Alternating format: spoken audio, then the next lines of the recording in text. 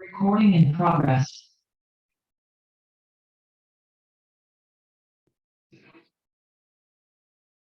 Okay, so before we continue on with further complications, I'd just like to ask if anyone is there anyone there who would summarize for us? Last week we talked about some issues that could arise even if everything is kosher and even if it's not on Shabbat or on a holiday, that we still have some other issues that are set forward for us, even if we know that everything is kosher.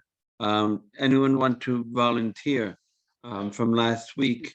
What should I be looking out for, or what limitations have been put on us by the sages in terms of eating food that is not cooked by a Jewish person? Would anyone like to volunteer? You're very welcome.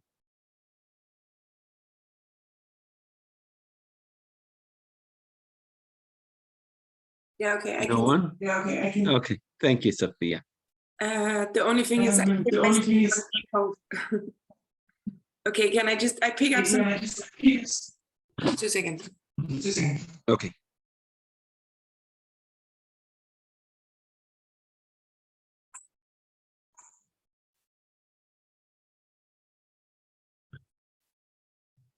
Okay, this doesn't work. Do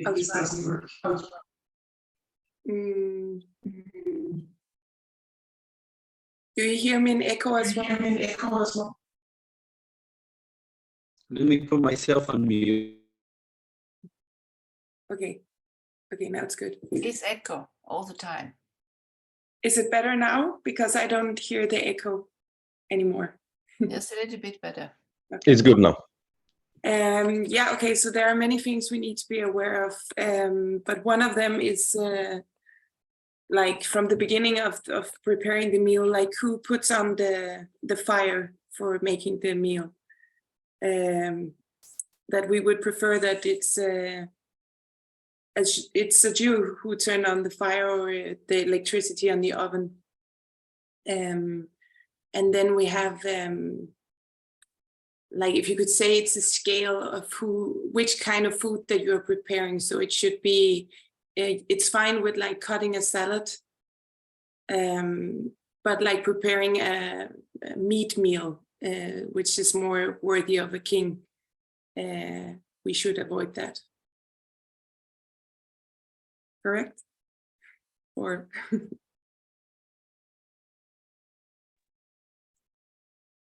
Thank you. Yes, so can you hear me okay now?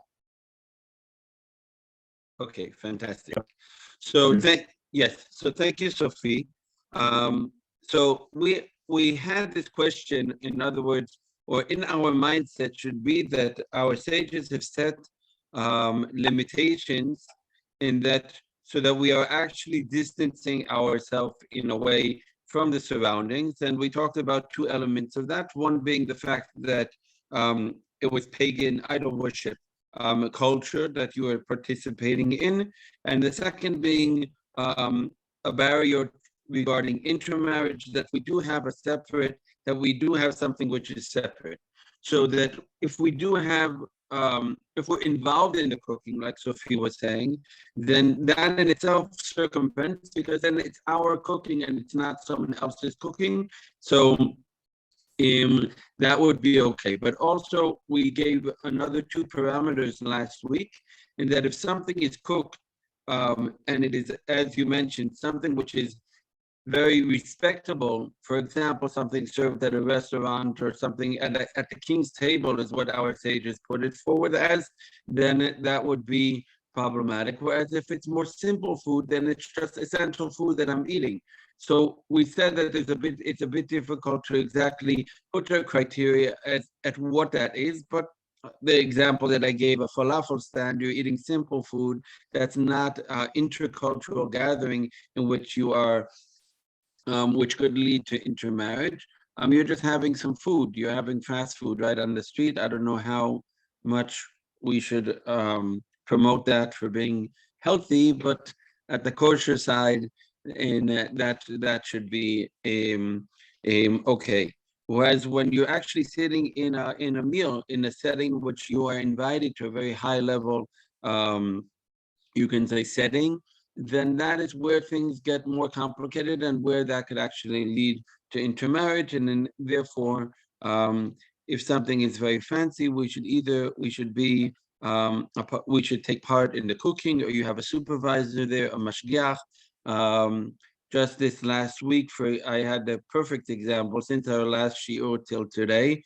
I was in Morocco last week, invited by the Moroccan Parliament and the king. So that was actually a perfect setting in which we had a supervisor on site at this very fancy hall, ballroom on the golf course.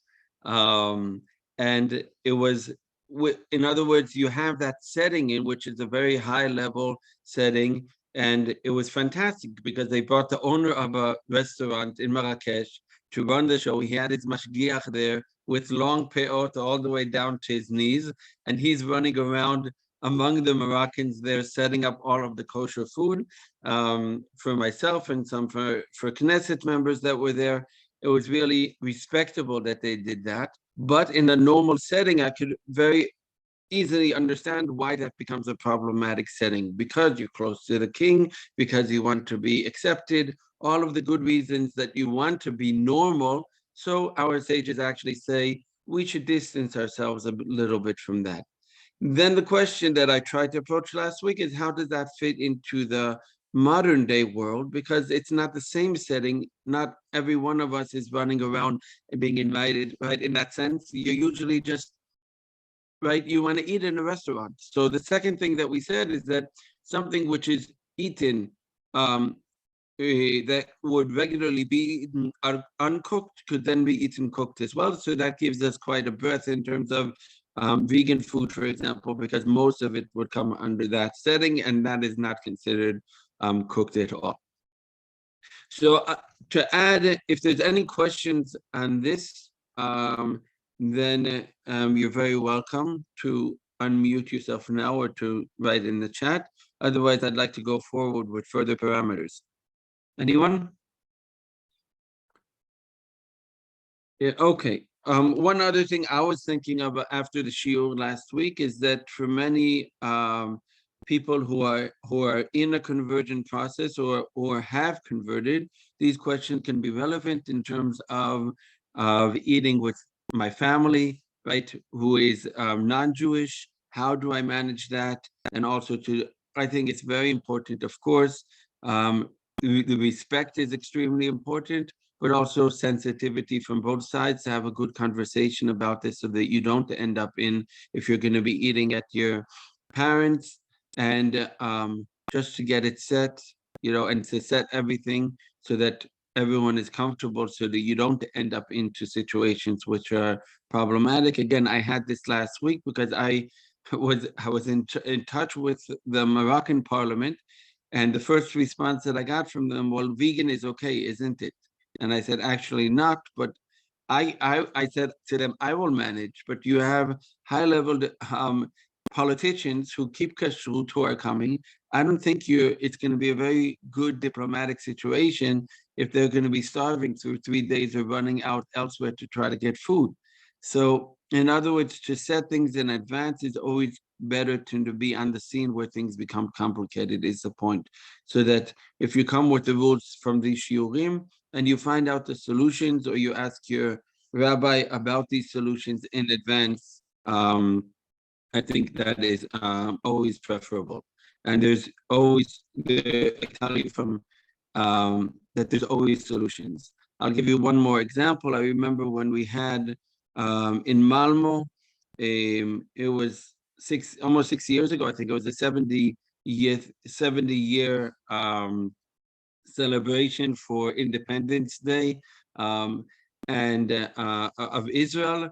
And the first thing that the community said to me, they said to me, we really love Israel so much, and we're sorry if this event is not going to be 100% kosher, but we've already decided on the locale and we'll do our best. I said to the people in charge, I said, that's not how the discussion is going to be. You decide where you want to go. Of course, you want it to be fantastic, and it's my responsibility to make things work. And we ended up kashering the entire casino in Malmo, which was an interesting experience, and had a fantastic event, in which every item there was kosher and everything served was kosher, and solutions can be found if you have proper communication and knowledge. So communication, I leave up to you to have the good communication with those around you. And regarding knowledge, if you feel that you don't have knowledge, that's why you have rabbis that you can ask who will help you with that. I'd like to go forward one more step. And in the separation that that is connected to both issues that we mentioned, in terms of both intermarriage, but also idol worship, one of the most essential elements or influential elements, I would say, on this subject has to do with alcohol and wine. Firstly, because wine was a major part of all of the sacrifices and worship at the time.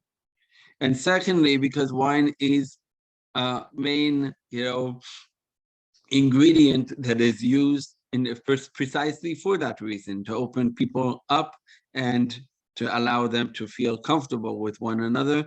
After 2 or 3 cups of wine generally does the trick.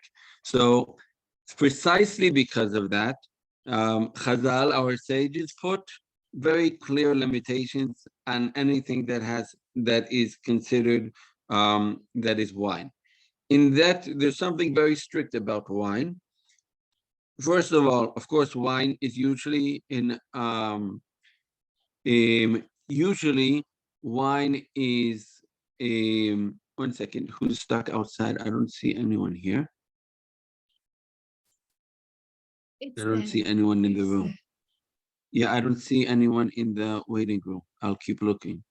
Okay. So basically, wine is usually kosher, right? You don't have, what is wine? Wine is made out of fermentation of grapes. So in that sense, we don't have usually anything which is added, which would make it unkosher. However, or maybe precisely because of that, the Mishnah in Avodah Zarah, the Mishnah in the Talmud in Masechet Avodah Zarah, which is the whole subject of the tractate, is about Avodah Zarah, about idol worship. So that the Mishnah tells us that anything coming from wine, vinegar as well, which is it's been handled by someone non-Jewish. So here we're adding something which is not only cooked, but also something which is wine which has been handled. Why? Because of the 2 reasons that we gave before. Therefore, when we have wine, okay, if I have a normal wine and I'm going and buying wine, if it's doesn't have a kosher stamp on it, then I'm not allowed to use it. It's non-kosher wine. Even you can say the ingredients are all kosher, the wine itself is not kosher. So you cannot use any regular wine.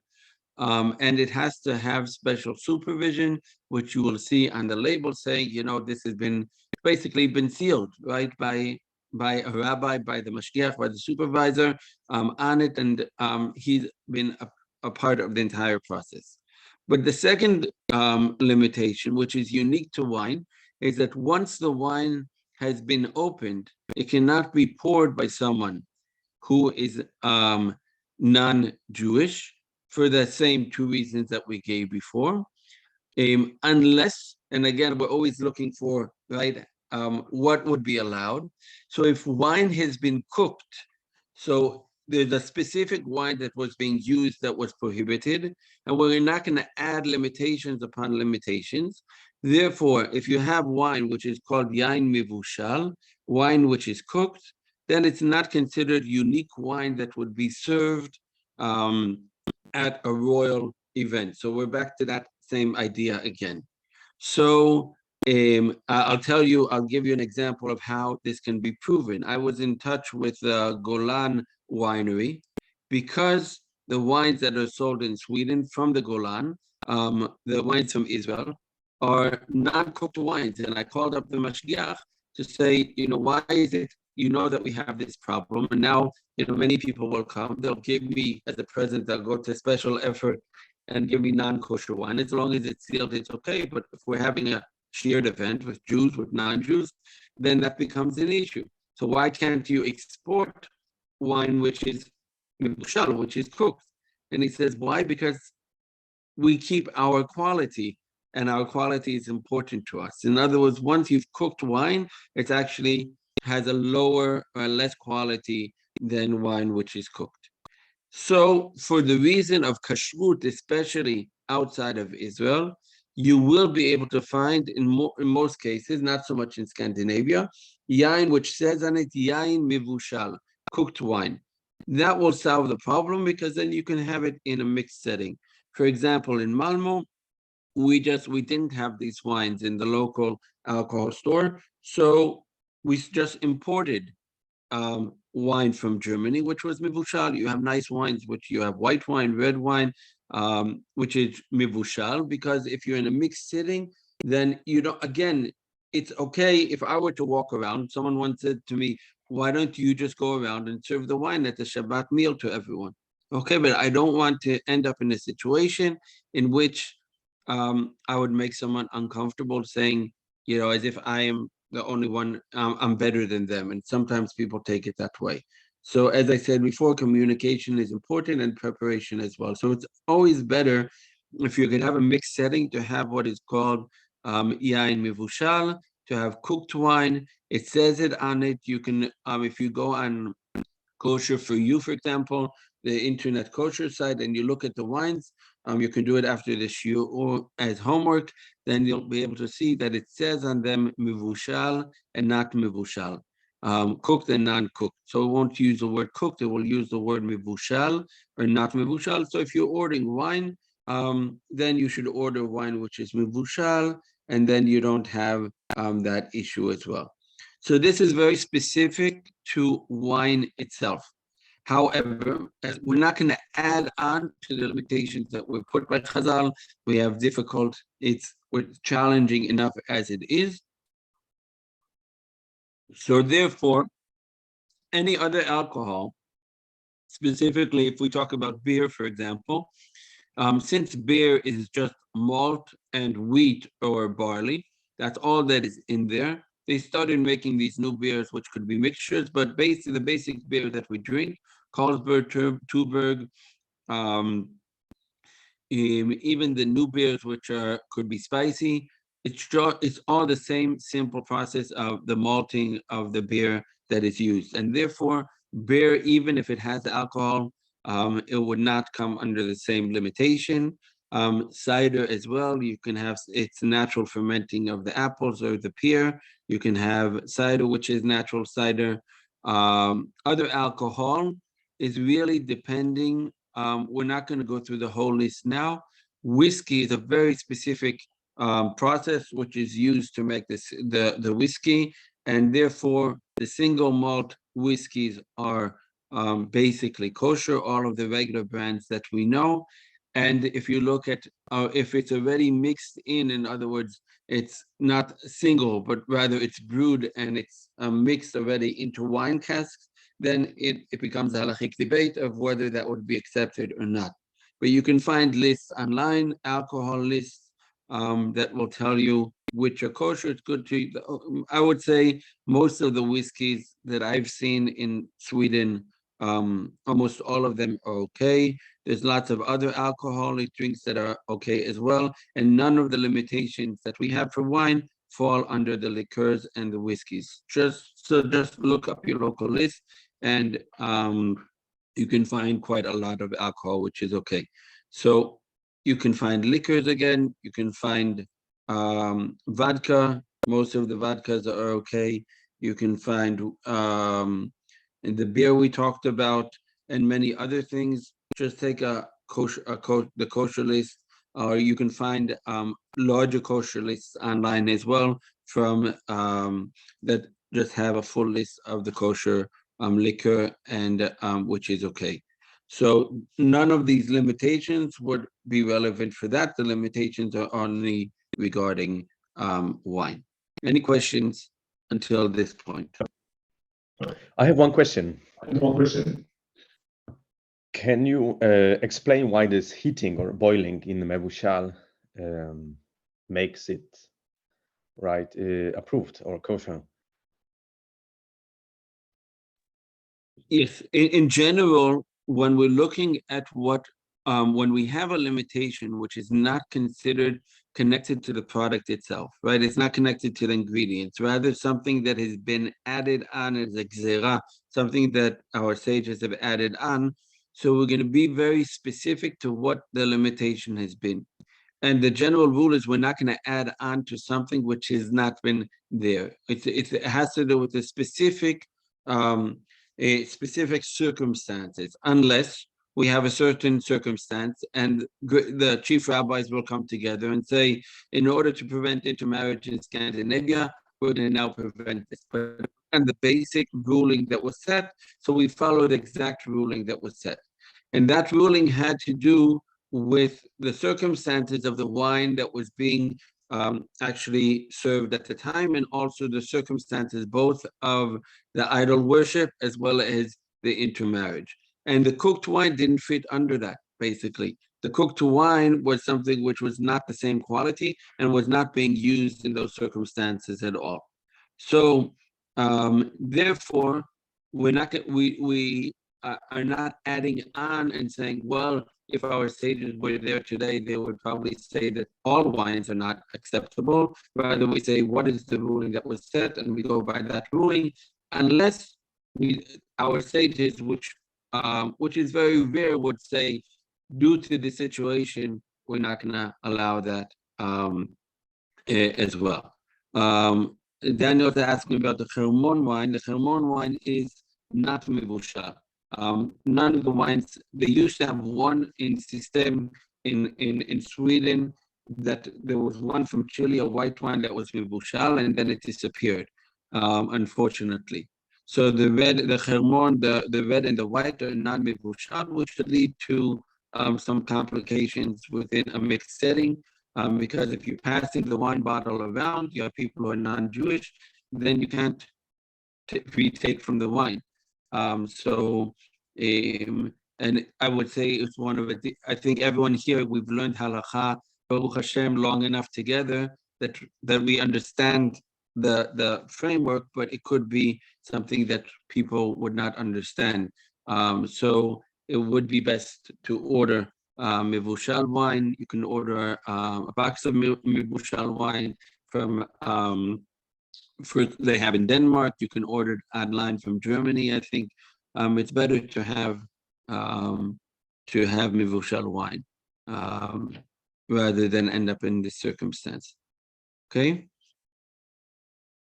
Thank you for the question, Daniel. Anyone else? You need to cook yourself. Sorry, I couldn't hear. Can you take wine and just boil it? Yes, that would be a solution, I guess, if you want to try that. You can take wine and boil it, and then it would be considered mevushal. Yes, that is true. I didn't think of that. I don't know how that. You can try the experiment and tell us how it ends up. Get back to us next week after you've tried a full bottle on the next Shabbat, and then we'll have a. It would be nice to learn. But yes, that you're right, 100%. Okay, but again, the alcohol lists that are out there, if you want to have a nice something at the Shabbat meal, then the grape juice that you can buy, which is kosher, is always mevushal. That's how they're cooking the grapes. So it's always mevushal grape juice. If you want to add something nice, it might be easier not to have a wine. If you don't have mevushal, I would say get some nice. You can get a nice cider, a natural cider. You can get some beer, vodka, whiskey. There's lots of options for a nice l'chaim that don't have to specifically be the problem that we have. I'm just saying in the circumstances.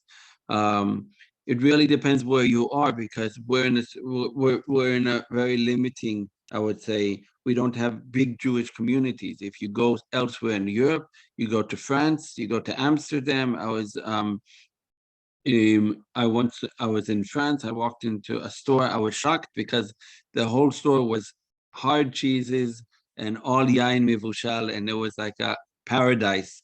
So it was in Strasbourg, and I wasn't expecting it. We were on a hike, and then I just went down. It was on a Friday, and I said, maybe I'll find something for Shabbat.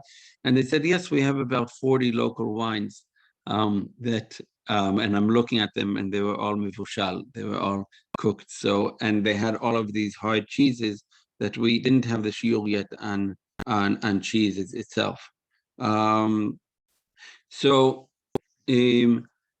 Just looking at the time of the shiur, I think it may be worthwhile to talk about dairy products and cheeses with the half an hour that we have left. And then next week we can talk about a little bit about kashering itself and how to self-kasher. If you're going away, you're going on a summer vacation, you end up at a summer house. Then we have lots of questions of what am I going to do. So I'd like to touch upon that next week. Silke, yes.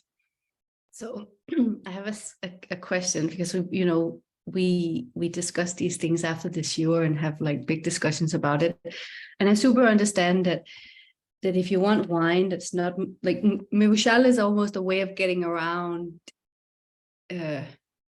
situations where you could drink wine with somebody who is not Jewish, but we've just had I've had, like, I find it a little bit funny that, you cannot drink wine with somebody non-Jewish because it could lead to intermarriage. That actually makes sense.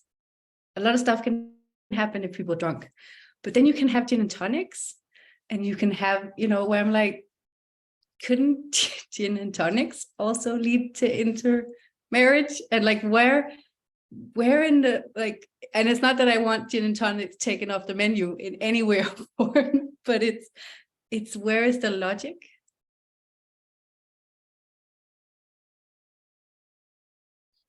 Okay, thank you. I'm just muting myself so there's no echo. So I agree 100%. And I think that a lot of this has to do, in other words, what is set as a rule, and then what is set, what one would set for themselves. So since it is so limiting, as we know itself, to keep kashrut, so we're quite careful about not adding on limitations. The situation is regarding alcohol that today we have such a broad range of alcohol, which is kosher, that I agree with you 100%, that it is, in a way, today to get drunk and end up in a situation that could lead to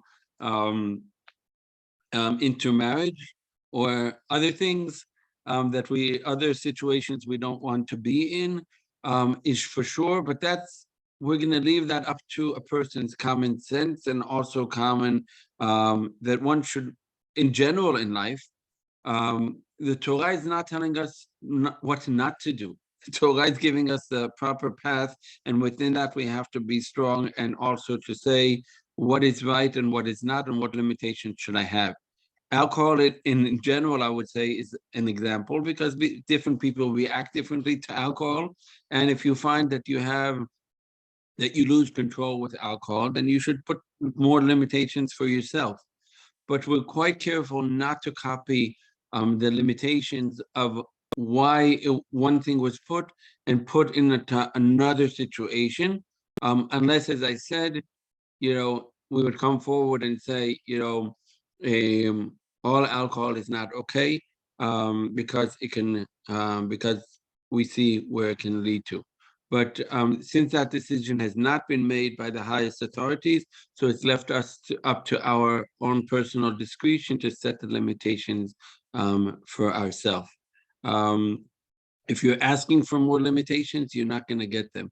I hear you in terms of the logic, Yeah, I hear you in terms of the logic. I think you're right, but it just maybe for some of us, we should see the rule that was set by our sages saying, this is very serious. And in the situation, they were within that Roman culture.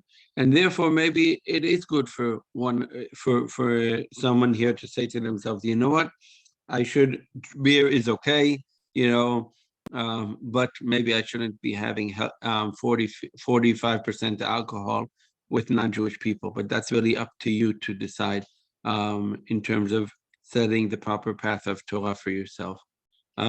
Daniel, we're back to you. We can't hear you. Now, yes, I'm thinking of a situation if someone does not have mebushal wine, and if you have and it's and you have a karaf, like karaf, and you would pour the wine into the karaf and then distribute it. Would that be okay? As long as you're pouring the wine directly for anyone, so that would be okay, right? If you're the pourer, that would be okay. So it would be a solution, even though I sort of suggested that it might make complications. But yes, that would be a solution in which you have some way of pouring. It doesn't really matter if you are the person who is pouring for everyone. Then that would be okay. You can also have a waiter, a waitress, who's standing there, and that person, you might have this at a kosher restaurant, and or you as the host, walk around the table. It's 5 minutes before Shabbat, and suddenly you realize I just finished my mivushal wine. I have non-kosher, non-Jewish guests for Shabbat dinner. What am I going to do? So just be the one who pours the wine. Walk around the table and pour wine for everyone, and be smart about it. You don't want to hurt anyone's feelings, but we do want to keep the kashrut. So, so I think, so as long as you are pouring the wine, that would be okay. Okay. So, I'd like to go a bit into the milk products, if it's okay with you, because we're going along the same lines of what would be my basic menu and what limitations are out there and for what reason. So regarding milk, anyone have any idea what could be the kosher? We're back to kosher. We're not talking about sacrificing for idol worship. We're now talking about what could be problematic in milk products. Yes, Kuka?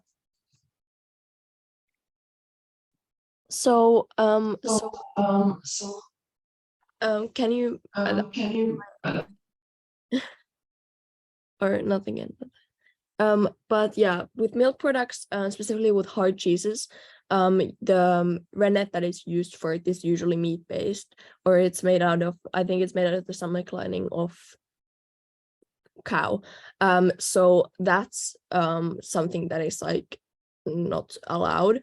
And then with other milk products, such as just like ice cream or anything like that, there is of course always because nowadays there are some like quote unquote like healthier options for ice cream that include collagen, which is made out of meat.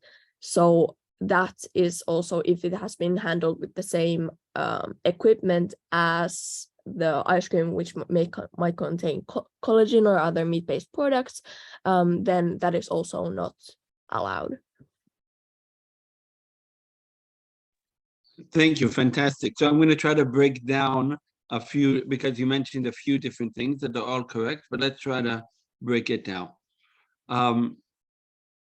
In general, in the past, milk was always something that could not be, even milk itself, before we talk about cheeses, you cannot rely on the milk itself. Basically, the milk itself many times could have been mixed in. It could be milk from a non-kosher animal, for example, that you can't tell the difference.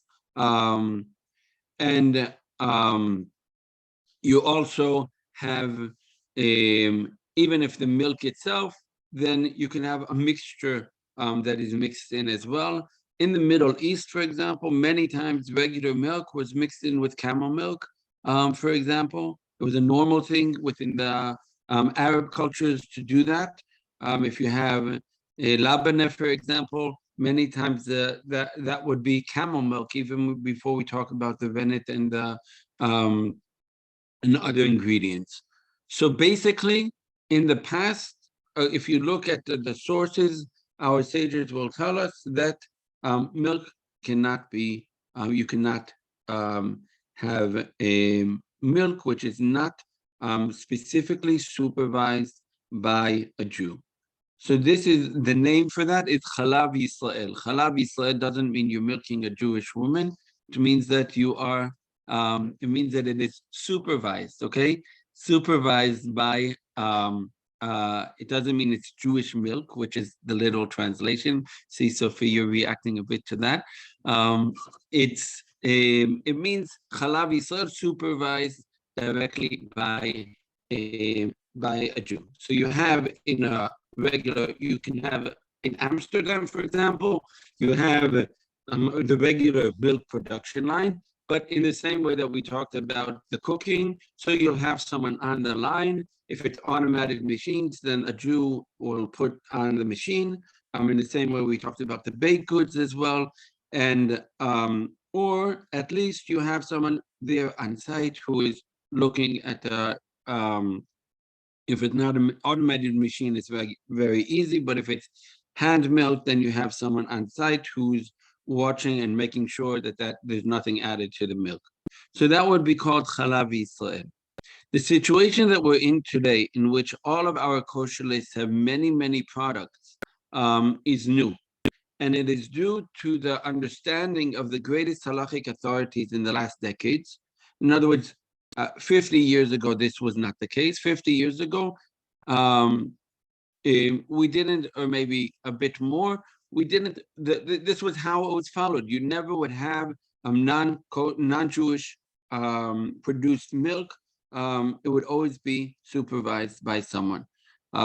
Just to give you an example, when we were in India, living in India, so there were some goats down the road, I would go down and that's where we would get our milk, because in India today, it's really the situation. I mentioned India before, just because we live there, you really can't rely on anything. And people, to make anything cheaper, will do whatever is necessary in order to do that. So you really don't have the same systems. A few decades ago, two of the biggest rabbinical authorities, one in Israel, Rabbi Frank, and Rabbi Moshe Feinstein in New York, came forward and said the following: the situation that we're in which milk is so basic in our daily diet, and the fact that people are living in situations where we don't have the possibility for Chalav Yisrael regularly, and the fact that you have a very strict supervision, both in the United States and the EU regulations regarding what is and what is not in products. Therefore, it leads to a similar situation in which, as if there is a supervisor standing on site, because no one would dare, right, would take the chance of losing their business in the EU, in Sweden, for example, in Denmark, by adding something, because the second they would find out, that would be the end of their business. So being that we have such strict regulations, that creates a sense of carefulness, and that people are very careful not to change. The word would be mirtat, that there's a fear of the regulations, and therefore people are now reliable. That being said, so we have two categories. We have Chalav Yisrael, which means something which has been supervised, which is always better if that is if we have that. And then we have Chalav what is considered chalav akum. We mentioned akum before, akum ovdei kochavim mazalot, of the non-Jewish or the idol worshippers. That was used at this, and chalav akum is not allowed if it's specifically for idol worship. But here in this case, stam chalav, in which you have chalav which is regular, right? And today, where you have regular, where you have the systems in place, then the general ruling would be that we can eat, we can drink the regular milk. That being the, therefore, again, don't take this for granted wherever you go, because if you're going into countries that don't have these strict regulations, it would not apply. But in the countries that we live, that would be the case. Bigger Jewish communities, again, you'll find Chalav Israel. When we're living where we live, then, and we have very strict regulations in Scandinavia, we can follow that and have regular milk products. Yes, Rebecca. So I just need this to be explained to me because I have a difficulty understanding it. So basically, the heart cheese in Norway, you can buy it in the kosher shop, but it's exactly the same cheese that is being produced by a producer here in Norway, and they sell the same cheese in the regular shop. But they have a batch of cheese in the synagogue in the shop, which a Jew has observed the actual making or the process of making the cheese, but it's exactly the same cheese that is in the shop. So I just want to understand the logic behind that, because the ingredients are exactly the same, the equipment is exactly the same. The difference is that a Jewish person observed the actual making of the cheese that they sell in the synagogue. Okay, thank you. So we're gonna get to the cheese in just a minute. Just to clarify that what we spoke about until now is about milk in general. We're gonna get to the cheeses, and then I hope you'll have an answer. But just before we get to the cheeses themselves, what we said is that regular milk is basically was not allowed according to our sages, according to Chazal. But here we have a specific case in which the greatest halachic authorities, which are accepted by everyone, these two rabbis came in. And what I spoke about until now was what Rabbi Moshe Feinstein came forward and said, based on the regulations. Rabbi Frank in Israel said something different. He said, not in the case of fresh milk, but when you're talking about chocolates and other dairy products, then these are coming from a milk powder. And the milk powder itself is only made from, you only have milk powder from cow products, which is okay.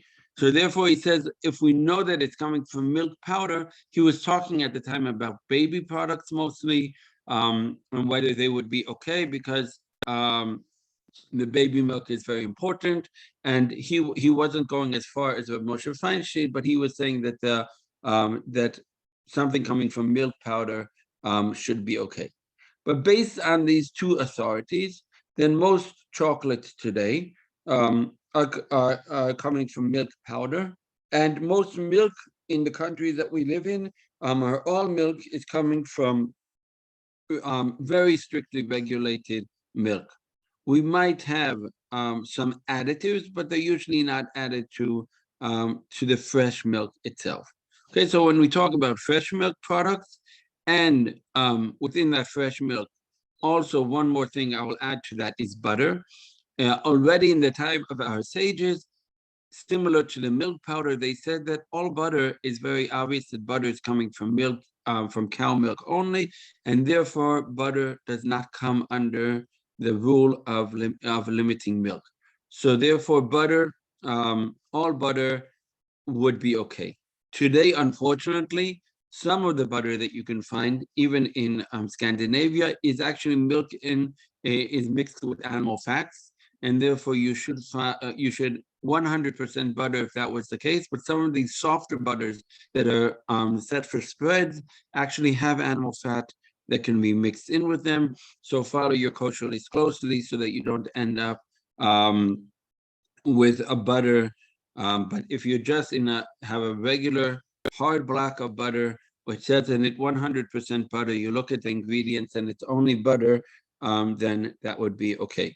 So here you have a case in which the butter is okay, but suddenly they're creating a new product which could actually be problematic, which means that we have to be careful. Okay, following this line of thought, we basically approved all fresh milk and soft cheeses as well, as long as many times they're just made from skimmed milk. So there's not even today a process with cottage cheese and with many other of the cheeses that in which there's actually a process of cheesing that is occurring. They don't have time for that. You don't have cheeses that are sitting around for a month or two. Most of the cheeses that we're buying, and these fresh cheeses, which are not actually cheeses, that they're coming many times from this skimmed milk, then that would be those would be okay. Therefore, on your kosher list, you will find many products which are the softer cheeses, the cheese, like for example, cream cheese that you can spread easily, cottage cheese, yogurt. The yogurts in Scandinavia have no problematic. Are usually the enzymes there that are used are okay as well. So that's why you have such a long list of kosher of the cheese products. And also we visited the production lines just to make sure that there's nothing else which is mixed in. Okay, so basically fresh milk, softer cheeses, you have international cheese products that you can find throughout, and they will always be okay, such as Philadelphia. These are also, they're coming just from the skimmed milk. The process there is very simple. And therefore, if you're in another country and you find the Philadelphia there, that would be okay. But the local product, you always have to know that someone has checked it just to make sure that the production lines are okay as well. Then you have a question. Yes, a very fast question is, when a milk is is accepted as a milk, for example, if we have clean, poor protein, take out of the milk, it still is milk. Just the question is, if we take the protein out of the milk and then we have 100% protein from milk, this like powder is still seen from the Jewish perspective is like milk or not? Yes, it's something which is sourced from milk and then taken out of the milk would be, in most cases, would be considered a milk substance. Yes. Thank you. So what we're left with now is what we've already heard a few times or mentioned regarding hard cheeses. The hard cheeses themselves don't fall under what this quite broad what we have allowed under, for the specific reasons as was mentioned by Kuka. We have the rennet, we have the enzymes, we have problematic, we have things that you don't even see when you buy the cheese, that in many cases, both in the past as well as in the present, were actually a process that was done with either non-kosher animals or with the enzymes in the stomach that used to make these hard cheeses, in the stomach as well, in the intestines of the animals. And also today, even this animal rennet is still used to make the cheese. Since that is the case, and just the cheese itself is not something that we can even see, and it's different than what we've allowed regarding the fresh milk. Therefore, regarding hard cheeses, whatever is considered hard cheese sold as blocks, for example, which goes through or is similar to a process of the hard cheeses, will need specific supervision in order for it to be allowed. So any of these hard cheeses that, as was mentioned, they could be even the same production. The difference would be that you have a mashgiach, you have a supervisor on site. So without the supervisor being on site for the hard cheeses, those hard cheeses, you can say, wait, it's the same. No, it's not kosher unless you have the actual supervisor who is making sure that this animal rennet is not being used. And I can tell you that many times, specifically within the hard cheeses, we hear, I just went through just now this whole process in Italy in which one cheese, I spoke to the mashgiach there because one of the products was on our kosher list and the other wasn't. And I was having a discussion with Rav Natan in Malmo. Why is it that one product is okay and the other is not? It's the same production line. I called up the mashgiach. We spoke to him and he said, yes, this is exactly why, because one of them has this animal rennet inside and the other does not. So the same company from the same place in Italy is the mashgiach is telling us this one is okay and this one is not okay. So since it's so complicated, therefore we have to make sure that we have the mashgiach who's signing onto it. So you will therefore, the hard cheeses are something that you won't find in the local supermarket. Yellow cheese comes under this as well, which is unfortunate because some of us like pizza, but then it means that you have to be buying, you should just buy a big block. Or when you visit Israel, just come back with a block of 5 kilo. Doesn't go bad, stick it in the freezer, and it's very cheap. So that is something that you should either order online or at your local kosher store because it's not something that you're going to be able to find. Just before your further question, Rebecca, ice creams in many cases will fall under the first. Very luckily for us, most ice creams will fall under just basic milk and not under something else, and therefore will be okay. But of course, with ice creams, you're talking about the whole production, you're talking about additives, you have flavorings, you have colors. So you just have to make sure that those are all okay. But that is why you will see that the list of ice creams is usually quite large because most of the ice creams today are very don't have these problematics. All of the GB products, for example, the Magnum ice creams, the local Sia in Sweden, for example, all of these have been checked and they're not using. One thing that is many times used could be gelatin in ice cream, which can come from a non-kosher animal.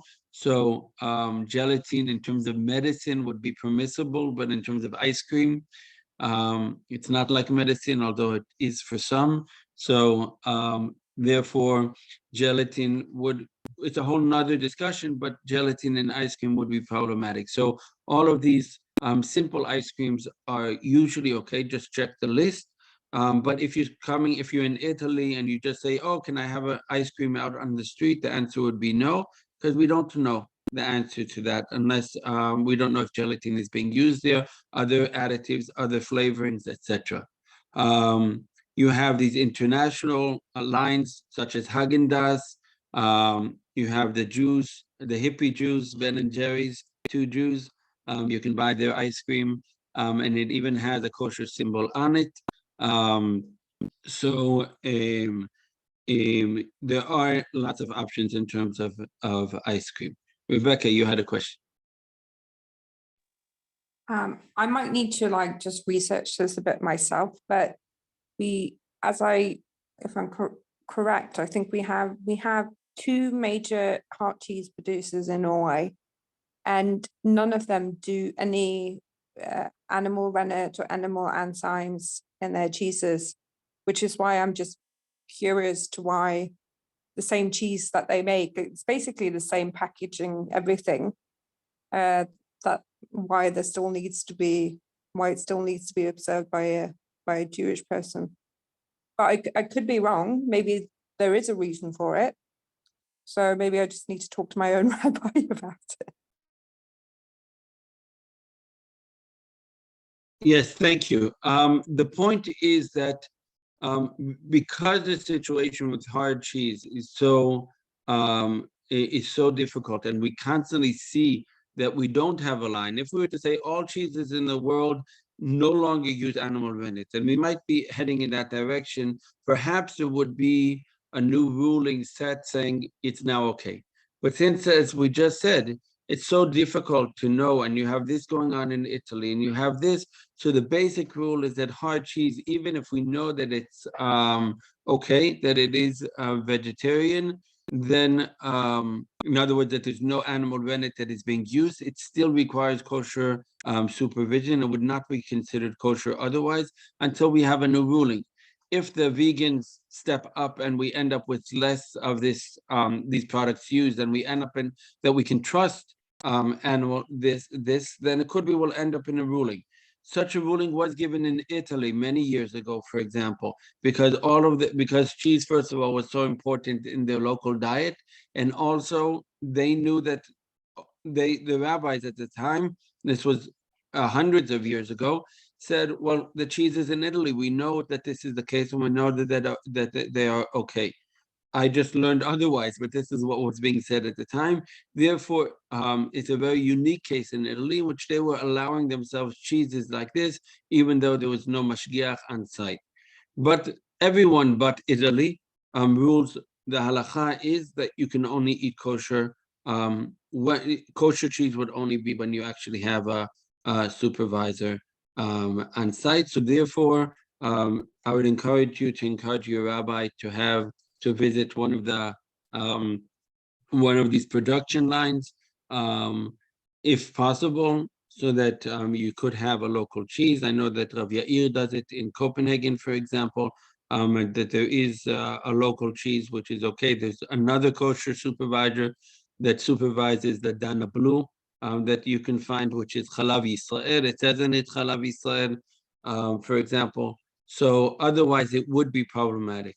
What is considered hard, what is not, is a question, but anything that goes through a process of actually cheesing is considered hard. Therefore, there's discussion about feta cheese because it's soft, it's hard. They've included it in the kosher list, for example, but anything beyond that is already considered hard cheese. And so the feta, you can say, what's the difference? The difference is that we're following a rule. What is soft cheese would be allowed, what is hard cheese needs supervision, because once it's hard, you end up in a very, you have many products which are actually not kosher, and to be careful, therefore we say that all hard cheeses are not. So basically, we, just to sum things up, in our circumstances, again, if you're in a big kosher community, you'll find milk, and it will say, and it's Chalav Yisrael, it's not,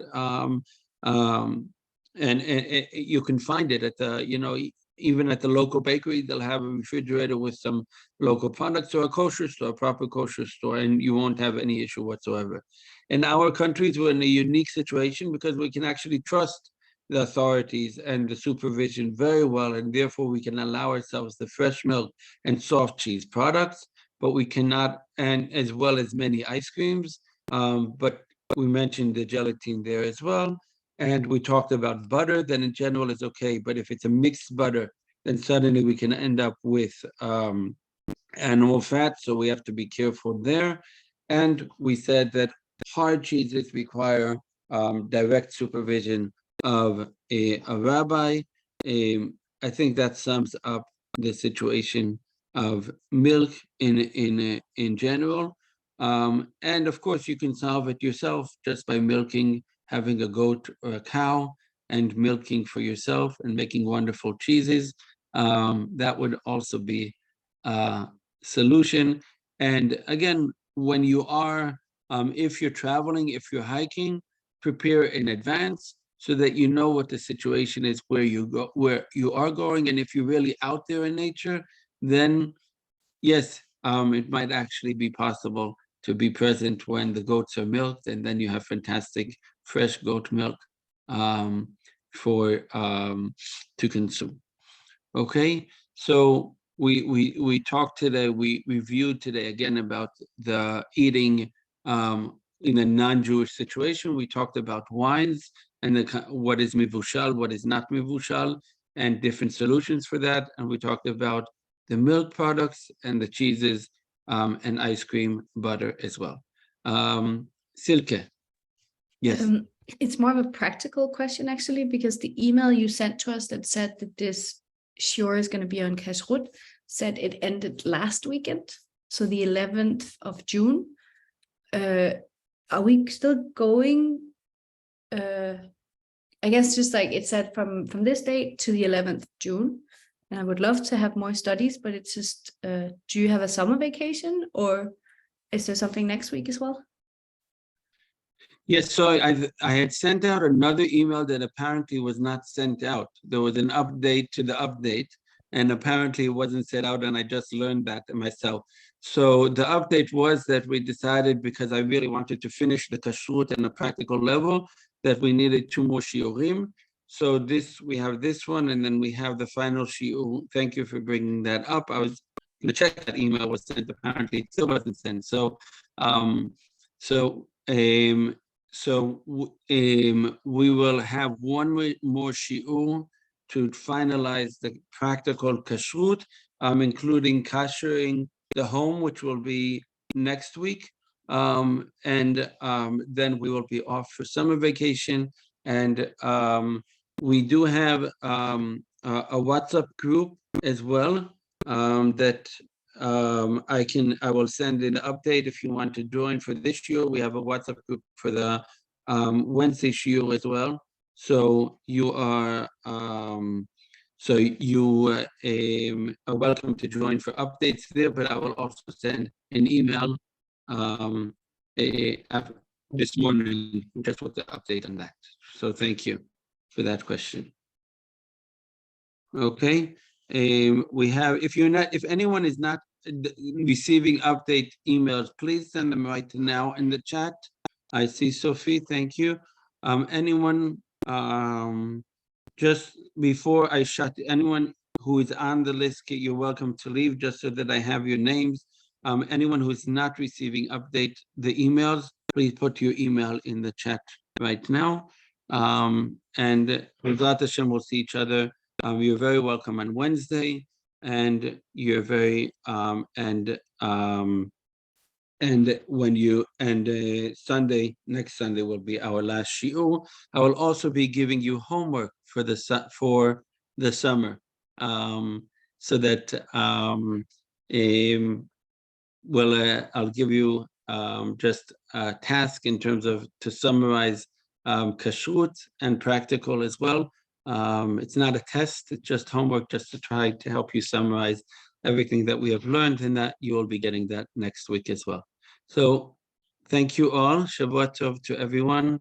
And next time you're in Morocco, I can send you to the right restaurant where the guy will take care of you very, very well. Shavua Tov to everyone. Shavua Tov. Shavua Tov. Thank you. Shavua Tov. I'm going to leave this open so I can copy all of the emails. Shavua Tov.